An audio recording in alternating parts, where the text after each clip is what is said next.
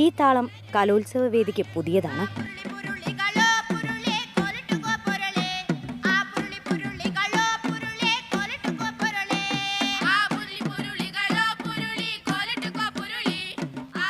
തുടിയുടെ താളത്തിനൊപ്പം ചാഞ്ഞും ചരിഞ്ഞും അവർ ചുവടുകൾ വെച്ചു.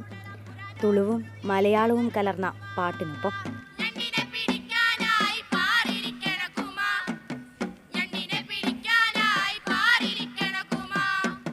കാസർഗോഡിന്റെ ഗോത്ര പാരമ്പര്യം വിളിച്ചോതുന്ന മംഗലംകളി നാടിനു പരിചയപ്പെടുത്തുകയാണിവർ. പാട്ട് പാടാൻ കുറച്ച് ആൾക്കാർ കളിക്കാൻ പെയറായിട്ട് കളിക്കുന്നത്. പിന്നെ ഇതിൻ്റെ പ്രധാന വാദ്യോപകരണം എന്ന് പറയുന്നത് തുടി മാത്രമാണ്, വേറെ ചെണ്ട അങ്ങനെയൊന്നും ഉപയോഗിക്കില്ല. പിന്നെ വിവാഹ വേദികളിൽ തലേദിവസം കളിച്ചു വരുന്നതാണ്, കുറേ രാവിലെ വരെ നീണ്ടു നിൽക്കുന്നതാണ്.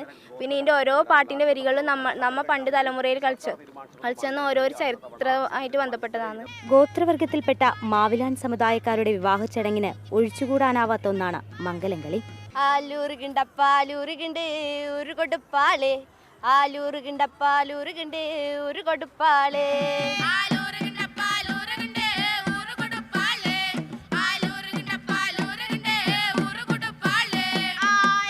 പഴയ പുടവുമുണ്ടെടുത്തും മാറിൽ കുഞ്ചാട്ടം കെട്ടിയുമാണ് കളിയിൽ പങ്കെടുക്കുക. തുടികൊട്ടിയും തുളുഭാഷയിൽ പാട്ടുപാടിയുമാണ് നൃത്തം.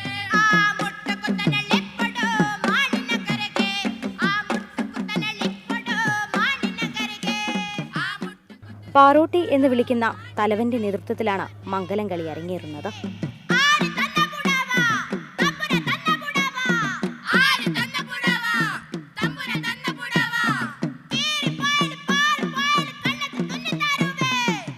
അടുത്ത വർഷം മുതൽ മംഗലംകളിയും കലോത്സവത്തിന്റെ ഭാഗമാകും.